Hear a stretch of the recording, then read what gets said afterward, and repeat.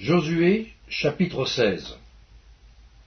La part échue par le sort aux fils de Joseph s'étendait depuis le Jourdain, près de Jéricho, vers les eaux de Jéricho, à l'Orient.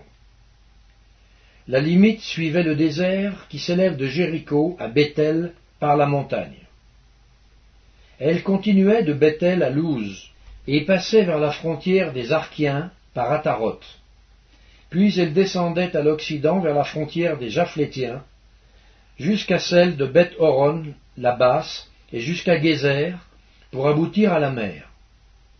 C'est là que reçurent leur héritage les fils de Joseph, Manassé et Éphraïm. Voici les limites des fils d'Éphraïm selon leur famille. La limite de leur héritage était, à l'orient, Ataroth-Adar, jusqu'à Beth-Horon la haute. Elle continuait de côté de l'occident, vers Mikmétat, au nord, tournait à l'orient, vers Tanaat-Silo, et passait dans la direction de l'orient, par Janoach. De Janoach, elle descendait à Ataroth et à Naharata, touchait à Jéricho, et se prolongeait jusqu'au Jourdain. De Tapuach, elle allait vers l'occident, au torrent de Cana, pour aboutir à la mer.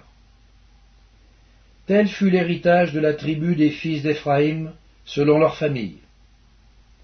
Les fils d'Éphraïm avaient aussi des villes séparées, au milieu de l'héritage des fils de Manassé, toutes avec leurs villages.